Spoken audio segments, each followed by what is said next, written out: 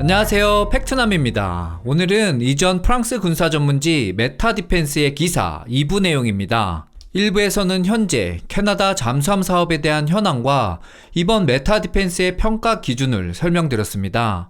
그리고 총 6개의 경쟁 모델 중 대한민국 하나오션의 장보고 3 도산 안창 5급, 독일 티센크루프의 212급 CD형, 마지막으로 일본 미쓰비시의 타이게이 급까지 설명을 드렸습니다. 오늘은 남은 경쟁 모델 소개와 최종 평가에 대한 내용입니다. 과연 대한민국의 순위는 몇 위인지 보다 자세한 내용은 기사를 통해서 확인해 보도록 하겠습니다. 구독과 좋아요는 제가 영상을 만드는 큰 힘이 됩니다. S80 플러스 나반티아 스페인. 장보고 3와 마찬가지로 S80 플러스 잠수함은 스페인의 나반티아가 설계하고 생산한 첫 번째 군용 잠수함이다. 수년에 걸친 지연과 상당한 비용 초과라는 우여곡절 끝에 결국 해당 프로그램의 1번함인 S81 이삭 페랄이 2023년 11월에 취역했다. 길이 81m, 수중 배수량 2965톤의 S80 플러스는 스페인 해군이 1980년대부터 사용해온 프랑스가 설계한 아고스타급 잠수함 4척을 대체하기 위해 설계된 재래식 대항형 잠수함이다. AIP 공기 불요 추진 시스템을 탑재한 이 잠수함은 미국의 기술적 지원을 크게 받았으며 특히 설계 오류로 인해 잠수함의 부력에 문제가 생겼을 때 미국의 지원이 큰 도움이 되었다. 나반티아에 따르면 S80 플러스는 자망 상태에서 최대 55일의 자율작전 능력을 갖춘 것으로 평가되며 이는 매우 야심찬 목표로 보인다. S80 플러스는 특별히 두드러지는 기술적 또는 운용상의 차별화 요소가 없고 여전히 몇 가지 초기 결함을 겪고 있다. 이는 스페인 해군에 인도될 예정인 3척의 후속 잠수함 인도 일정에서 역시 확인되고 있다. 그럼에도 불구하고 마드리드와 나반티아의 전폭적인 지원을 받으며 세계 시장에서 모델을 적극적으로 홍보하고 있다. 그러나 지금까지 이러한 전략은 큰 성과를 거두지 못했다. C71 원정급 사브 코쿰스 스웨덴. 역시 네덜란드 경쟁에서 실패한 두 번째 후보였던 스웨덴의 사브와 코쿰스의 C71 잠수함은 이제 캐나다 경쟁에 모든 것을 걸고 있다. A26 블랙킹해급 잠수함은 스웨덴 해군이 2척을 주문한 모델로 C71은 블랙킹해급을 기반으로 대항작전을 위해 개량된 버전으로 설계되었다. 그러나 이 잠수함은 현재까지 스톡홀름이나 기타 해외 해군에서 주문된 적이 없어 관련 정보는 제한적이다. 알려진 바로는 길이 82m, 수중 배수량 3,300톤이며 블랙킹해급에서 많은 특징을 가져와 고급 AIP 시스템을 탑재할 예정이다. 따라서 이 잠수함은 뛰어난 은밀성, 높은 자동화 수준, 그리고 매우 다재다능한 성능을 가질 것으로 예상된다. 다만 현지 업체인 다멘과 미국 로키드와 협력했음에도 불구하고 네덜란드에서 패배한 사실은 코쿰스와 사브가 해당 입찰에서 보여주려고 했던 성능과 가격 경쟁력 이미지에 크게 타격을 주었다. 이러한 이미지 악화 상황은 캐나다 입찰에서도 반복될 가능성이 높다. 블랙소드 바라쿠다, 나발그룹 프랑스. 이번 경쟁의 마지막 모델은 나발그룹의 블랙소드 바라쿠다로 프랑스 회사가 이 경쟁에 참여하기로 결정할 경우 유력한 후보가 될 것으로 보인다. 이 잠수함은 최근 네덜란드 잠수함 사업에서 독일 티센크루프와 스웨덴의 코쿰스를 제치고 승리한 바 있다. 이 성공으로 블랙소드 바라쿠다는 캐나다 경쟁에서도 유리한 위치에 있을 가능성이 크다. 이 해당 프랑스 모델은 스프랭급 핵추진 공격 잠수함에서 파생되었으며 매력적인 장점을 상당히 가지고 있다.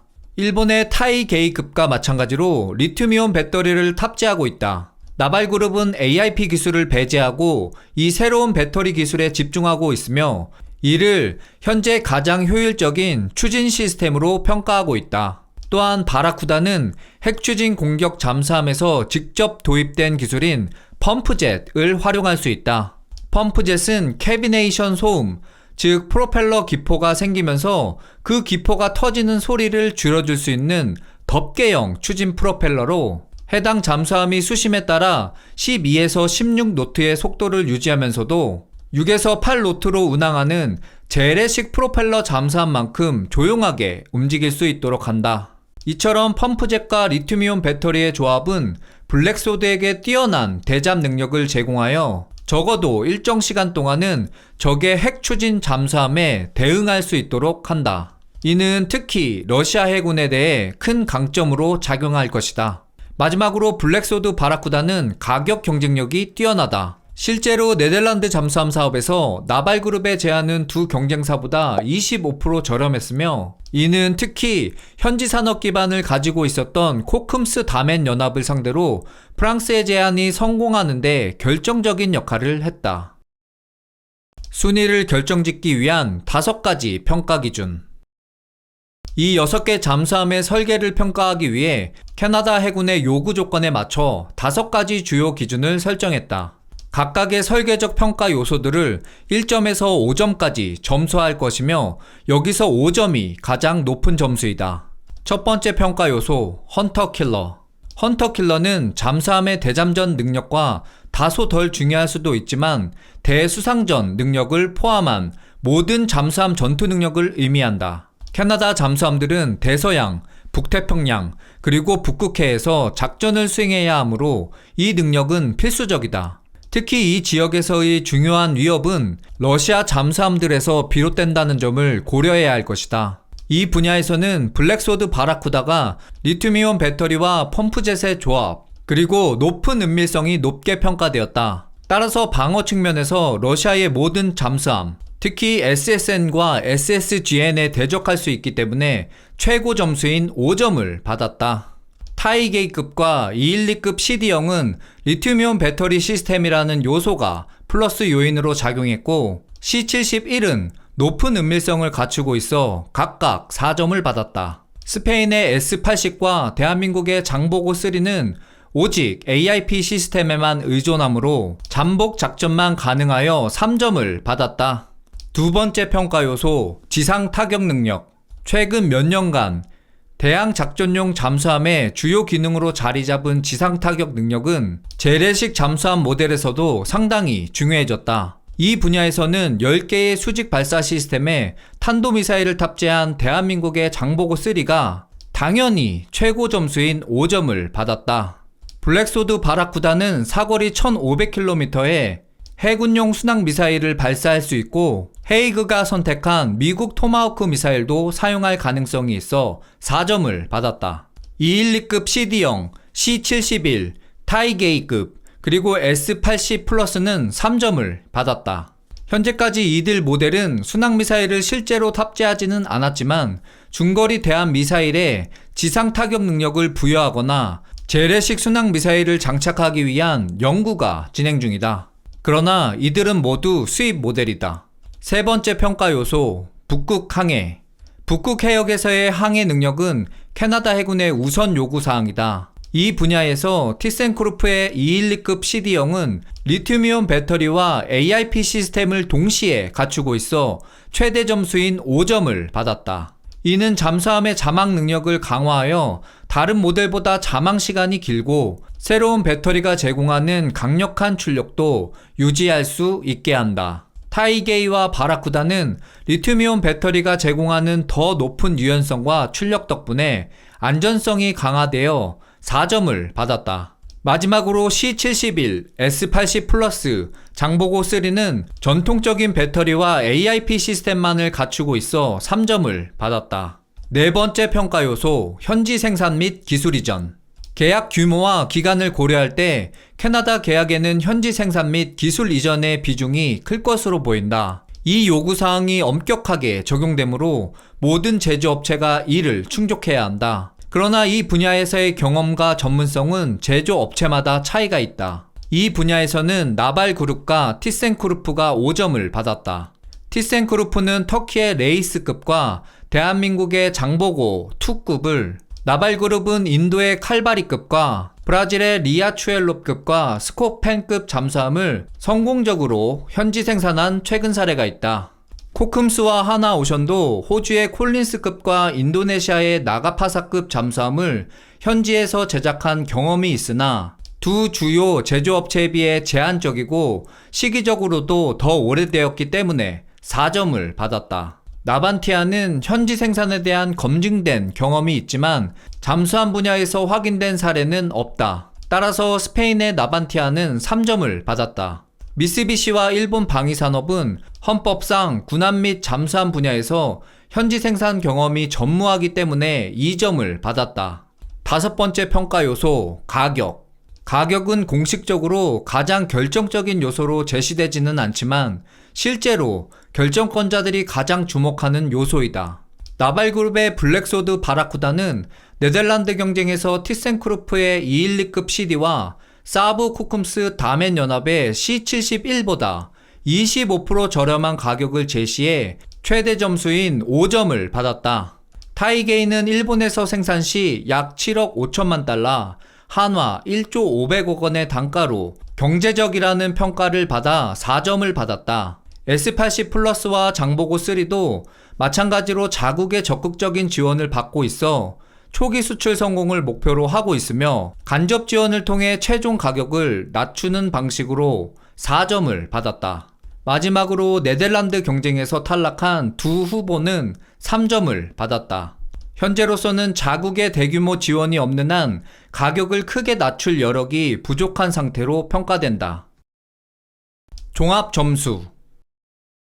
해당 표는 이번 분석에 사용한 5가지 기준으로 6개의 캐나다 잠수함 경쟁 모델이 획득한 점수를 요약한 것이다. 나발그룹의 블랙소드 바라쿠다는 총 점수 23점, 평균 5점 만점에 4.6점의 점수로 5개 중 3개의 요소에서 최고 점수를 받아 이 평가에서 두드러진 성과를 보여줬다. 예상대로 212급 CD가 총 점수 20점을 획득해 평균 4점으로 그 뒤를 이었다. 독일 모델은 두 요소들에서 최고 점수를 받았으나 가격과 지상 타격 능력 면에서는 다른 경쟁 모델들에 비해 열세를 보였다. 하나오션의 장보고 3는 총 점수 19점을 획득했으며 평균 3.8점으로 3위에 올랐다. 대한민국의 모델은 지상 타격 능력에서 가장 두드러진 성과를 보였지만 AIP 추진 방식만으로 추진함에 따라 헌터킬러 및 북극 항해 부분에서 약점을 드러냈다. 마지막으로 타이게이, S80 플러스, C71은 어떠한 요소들에서도 최고 점수를 획득하지 못해 근소한 차이로 순위권 밖으로 밀려났다. 이 분석표는 종합적인 측면에서 평가되었기는 하지만 캐나다 당국이 고려하는 시각과는 또 다를 수 있다. 캐나다 당국은 특정 기준에 우선순위를 둘 수 있으며 그 항목들에는 가중치를 부여해 최종 점수를 산정할 가능성이 높다. 이러한 기준과 가중치 요소는 아직 알려지지는 않았지만 캐나다 당국의 요청사항, 특히 RFI와 관련한 발언들을 분석함으로써 어느 정도 접근할 수 있었다. 분석 결과 헌터킬러, 북극항해, 현지 생산 기준이 오타와의 중요한 요소로 보이며 반면 지상 타격 능력은 거의 언급되지 않았다. 따라서 지상 타격 항목은 가중치를 1을 부여하고 나머지 세 항목은 가중치 2를 적용해봤다. 그리고 가격은 항상 결정적인 요소로 작용하므로 가중치 3을 부여해본다. 그러나 이 가중치를 적용해도 최종 순위에는 변화가 없다. 나발그룹의 블랙소드 바라쿠다는 경쟁력 있는 가격 덕분에 5점 만점에 4.7점을 최종 점수로 획득하여 확실히 두드러지는 능력을 보여주고 있으며 4점을 기록한 2위 독일의 212급 CD형과 대한민국의 장보고 3가 획득한 3.7점을 크게 앞서고 있다. 나머지 세 후보는 1위와 1점 이상의 격차로 근소한 차이를 보여줬다. 결론. 공개된 정보에 따르면 캐나다 해군을 위한 12척의 재래식 잠수함 건조 경쟁에서 나발그룹의 블랙소드 바라쿠다는 참여만 결정한다면 유력한 후보로 손색이 없을 것이다. 여기까지 기사의 내용입니다. 저는 기사를 상당히 재밌게 읽었는데 시청자분들은 재밌게 들으셨나 모르겠습니다. 기사 중에 대한민국의 경쟁 모델인 도산 안창호급에 대해서 그 평가 기준이 배치 1과 배치 2를 오락가락하는 다소 아쉬운 내용이었습니다. 이에 따라 일부를 시청하시고 시청자분들이 많은 의견을 주시기도 했습니다. 그러나 여기서 몇 가지 와닿는 부분들도 있었는데요. 바로 대한민국의 잠수함 사업이 세계 유수의 잠수함 업체들과 함께 좋은 평가를 받았고 또 그 결과에서 일본의 타이게이급보다 좋은 평가를 받고 있었다라는 점입니다. 그리고 앞으로 프랑스의 군사 전문지 메타 디펜스의 평가와 같이 100조 원가량의 캐나다 잠수함 사업을 프랑스가 거머쥘 수 있을지 귀추가 주목됩니다. 대한민국의 자존심이 걸린 싸움입니다. 이번 캐나다 잠수함 사업에서 좋은 결과가 있기를 열심히 응원해 보겠습니다. 그리고 마지막으로 한화 관계자분들께 말씀드리지 못한 이야기가 있는데요. 빠따 맞기 싫으면 달리십시오. 제가 준비한 영상은 여기까지입니다. 내용이 도움이 되셨다면 구독과 좋아요 부탁드립니다. 저는 더 좋은 영상으로 찾아뵙겠습니다. 지금까지 팩트남이었습니다. 즐거운 주말 시간 보내세요.